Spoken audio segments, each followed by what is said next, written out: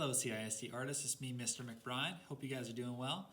This week we're going to learn about Mr. Picasso and how to draw or paint an abstract rooster. Abstract means that it's not like real life. So you have a picture of a rooster on the left and then my drawing on the right. You can see there's lots of differences between the two of them. Mine's a little exaggerated and looks a little bit more simplistic, while the one on the left is an actual photograph. I'm going to show you how to do a rooster like mine, but if yours turns out different, that's fine, because first, you're being creative, which is awesome, and second, it will still be abstract even if you have yours looking different. Let's start. All right, to start, let's start at the top left of our paper, and I want you to make a backward C. After you complete your backward C, we're going to make another one starting from the top of our backward C. We'll make a smaller one on the inside that connects with the bottom line, and it looks like a moon shape. All right, I'm going to make a small circle at the top of my moon shape, and then a bigger circle to the right, just a slightly bigger circle. Those are our eyes. Just remember, if I'm going too quick, you can always pause the video. At the top of my circle, I'm going to make a line that goes up to the right and then goes straight down, vertical line, like a candy cane.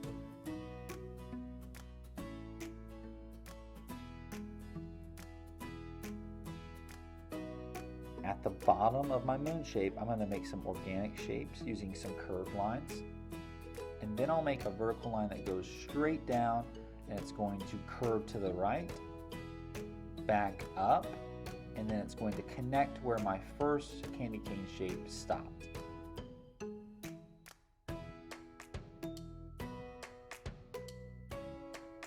All right, I'm going to work on my wing by doing a type of U shape, and then I'm going to move on to my tail. For my tail, I'll do a kind of curvy, wavy line that goes to the right, and it's going to make smaller and smaller little curved backward C shapes until I finally connect it back to my body.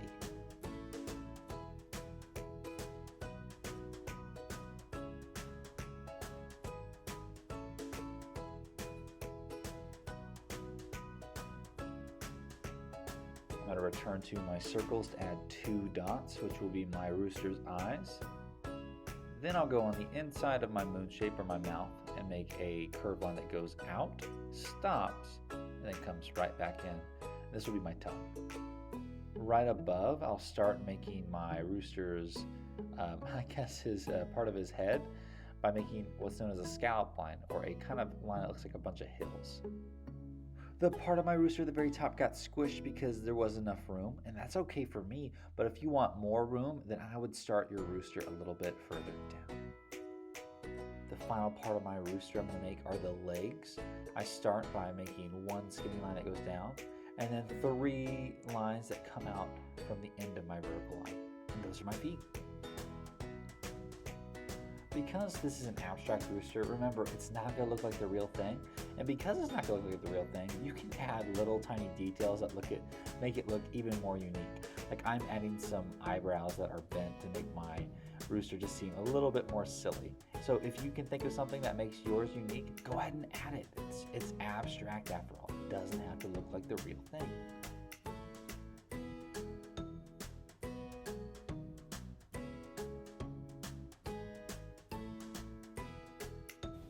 For our next step, we are going to outline our rooster in crayons. When we're outlining, that means to go over our pencil lines with something to make it darker and easier to see. When you're outlining, make sure to go at a slow pace to make sure that you are hitting right on those pencil lines as best as you can. It's okay if you make a mistake and slip up. If you slip up, you can always go back and erase the pencil line, and nobody will ever know. So try your best, go slow, be careful, but if you make a mistake, it's totally fine. Sometimes when it's difficult for me to outline a certain part of my rooster, I'll turn my paper so it becomes just a tad bit easier to trace over the pencil line. If you find there's something difficult for you to trace, try turning your paper like I did. All right, I'm going to fast forward through this next part, but make sure you're taking your time and being as careful as you can be.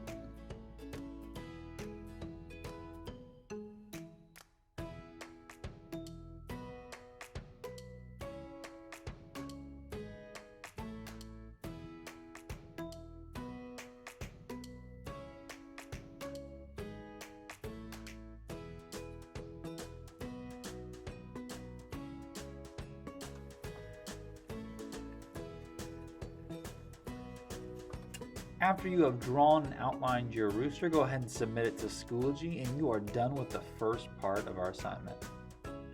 For part 2, we are going to paint in our roosters using our watercolors.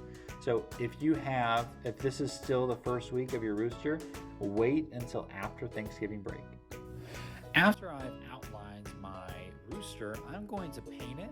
So what I need for this next part are going to be some paints, a cup of water and a brush, and something to keep all of the paints from making my table dirty. You remember in the past we've used things like a messy mat, but if you don't have that, maybe you can get a large sheet of paper to go underneath it. Anything to keep your table clean, because when we're making art, sometimes things can get a little messy. Now, just wanted to make a note that even though I'm using paints, you do not have to. If you get to the point where you outlined your rooster with black and you're like, I don't want to use paints, or I don't have paints, you can continue using crayons and color with a variety of colors, or you can use another material that you have, oil pastels, maybe you have watercolors instead of this type of paints. It's up to you to decide how you color your rooster. If you are coloring your rooster in any other way besides paint, go ahead and pause the videos to give you some ideas of how you might color yours, but don't be afraid to change up some of it as well. For the first color, I am going to use orange, and I'm going to color the beak of my rooster. I'm using temper paint, so I have to wake them up with water, and then I'm able to paint.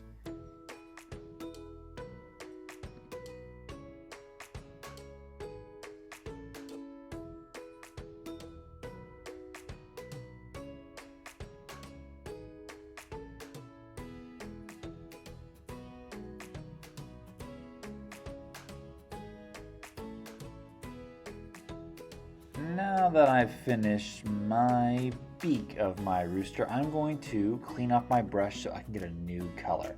So anytime you want a new color, like for instance, I'm about to use the color red for the top part and bottom part of my rooster, I need to clean off my brush. So make sure you dip it and you don't swish it. So I'll dip, dip, dip, wipe off a little bit of my paint that's still left on my brush, and then get some more water and start to add it to my red. So now my brush is clean and I can paint with different colors. Whether you're face-to-face or virtual learner, it's really important that you keep your paints clean. So in between every color, make sure you wash your brush. Remember, dip it, don't swish it. All right, I finished 2 areas with red, but I'm not done with red yet. I'm going to use some strokes of red to make some lines on my back tail of my rooster.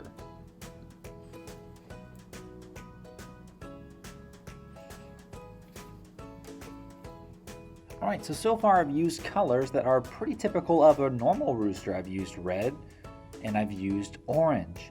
Now, it's okay to use whatever colors you want any place, but I really want this rooster to be abstract. So for the next couple colors, I'm going to be thinking about colors that don't normally go on roosters. Colors like perhaps blue. So I'm going to paint part of my rooster blue, and I would encourage you, don't be afraid of using colors that don't normally go to the thing that you're drawing, right? Be brave, experiment, and try stuff that you normally wouldn't see, because this is abstract. It's not like a real rooster, so let's make it colorful.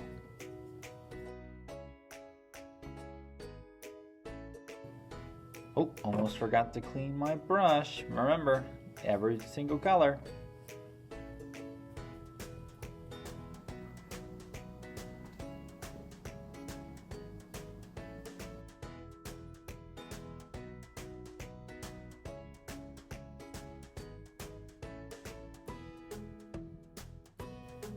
All right, if you're using paints like me that you need to add water to and then rub to put on your brush, just know that you have different versions of color. When I use a little bit of water, I get a dark version.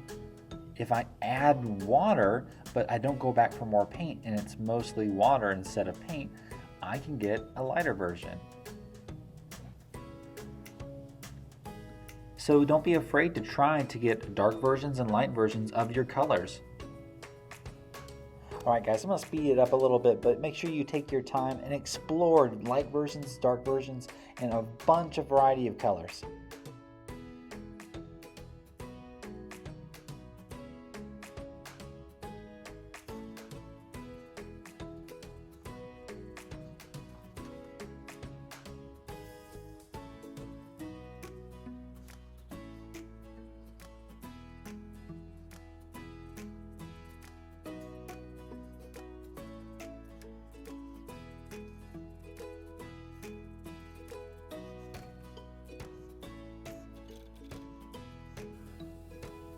Sometimes when I'm painting and I have the brush really kind of dry and it makes a scratchy noise, that means that I'm not using enough water. So I don't want to do that.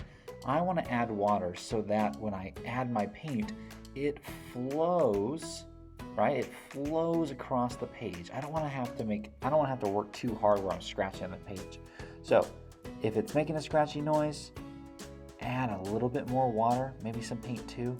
Make sure it flows nice and easy, right? Paint's different than a lot of mediums because it should be easy to move around.